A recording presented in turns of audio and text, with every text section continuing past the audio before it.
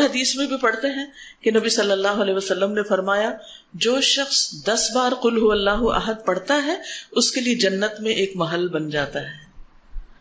عمر رضی اللہ عنہ کہنے لگے کہ اے اللہ کے رسول صلی اللہ علیہ وسلم اس طرح تو ہم بہت سارے محل اپنے لیے تیار کر لیں گے، یعنی بہت دفعہ ایسا ہی عمل کریں گے. آپ نے فرمایا اللہ کے پاس اس سے بہت زیادہ ہے، بہت اچھا ہے، یعنی تمہارے گمان سے کہیں زیادہ ہے اس کے پاس. اور پھر آپ دیکھیے کہ ایک اور شخص کے بارے میں آتا ہے کہ وہ ایک بار ساری رات اسی سورت کی تلاوت کرتے رہے، اسی کی تکرار، اسی کی تکرار، اسی کی تکرار.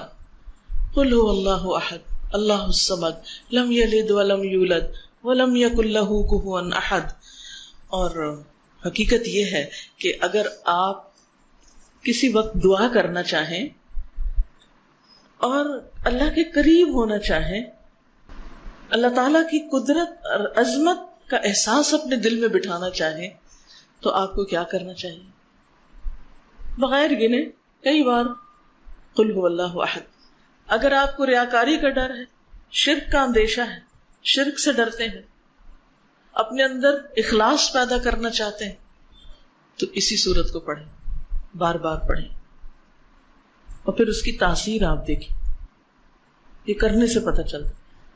نبی صلی اللہ علیہ وسلم کو جب یہ بات پتہ چلی کہ وہ ساری رات ہی پڑھتا رہا تو آپ نے اس کو منع نہیں کیا. اس لیے اگر کوئی اس کو ایک سے زیادہ بار پڑھتا ہے تو کوئی منع نہیں ہے، لیکن اس کے لیے کوئی جگہ، کوئی وقت، کوئی گنتی، کوئی ہنسا کچھ مقرر نہیں. کیونکہ ایک ہی آیت کا یا ایک سورت کا بار بار پڑھنا انسان کے اندر اس کا فہم زیادہ کرتا ہے، اس کے اندر غور و فکر اور تدبر زیادہ ہو جاتا ہے. تدبر کے لیے تکرار چاہیے ہوتی، بار بار پڑھو. ہم تو ایک دفعہ قرآن پڑھتے ہیں اور اس کے بعد بند کر کے وہ اوپر شیلف میں رکھ دیتے ہیں، مکمل ہو گیا، اب مزید اس سے کوئی کام نہیں. اس کی فضیلت یا اس کے بارے میں یہ بھی آتا ہے کہ یہ انسان کی بیماریوں کو دور کرنے والی ہے. اب بیماریوں کو کیسے دور کرنے والی؟ سب سے بڑی بیماری اور علت کیا ہے؟ شرک. سارے غم ہی شرک کی وجہ سے آتے ہیں، ساری مصیبتیں شرک کی وجہ سے آتی ہیں. اللہ سبحانہ وتعالیٰ کی ناراضگی شرک کی وجہ سے آتی، چاہے شرک اکبر ہو چاہے شرک اصغر ہو. شرک اکبر تو بتوں کو پوجنا، اور شرک اصغر کیا؟ ریاکاری کرنا، دکھاوے کے کام کرنا، اپنے نیک کاموں پہ فخر کرنا، لوگوں کو بتانا کہ میں کیسا کیسا نیک ہوں.